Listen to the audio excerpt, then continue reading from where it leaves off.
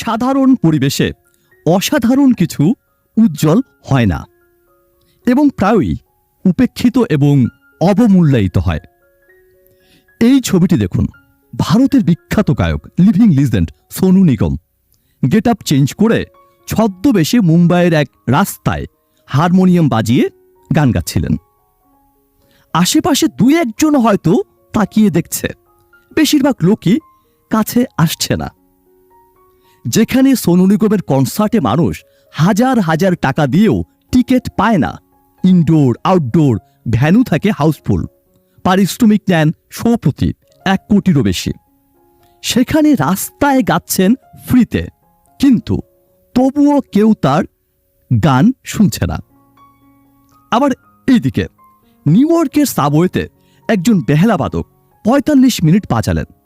কয়েকজন মানুষ থামলেন, দুজন করতালি দিলেন এবং তিনি প্রায় $30 উপার্জন করলেন। কেউ জানতো না যে এই বেহালাবাদক ছিলেন জোশুয়া বেল। জোশুয়া বেল বিশ্বের সেরা সঙ্গীতজ্ঞদের একজন। তিনি সাবওয়েতে একটা বেহালা বাজাচ্ছিলেন যার মূল্য $3.5 মিলিয়ন এবং বাজাচ্ছিলেন সবচেয়ে জটিল সুরগুলির একটি।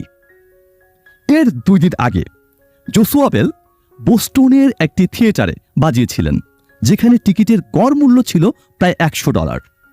এই পরীক্ষাগুলো প্রমাণ করে সাধারণ পরিবেশে অসাধারণ কিছু উজ্জ্বল হয় না এবং প্রায়ই উপেক্ষিত এবং অবমূল্যায়িত হয়।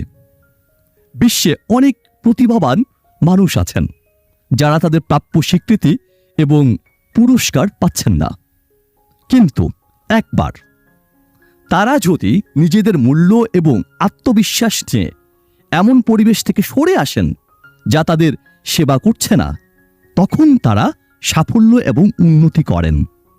আপনার অন্তর আপনাকে কিছু বলছে। যদি এটি আপনাকে বলছে যে যেখানে আপনি আছেন তা যথেষ্ট নয়, তবে তা শুনুন। যেখানে আপনি প্রশংসিত এবং মূল্যবান, সেখানে যান। আপনার মূল্য জানুন।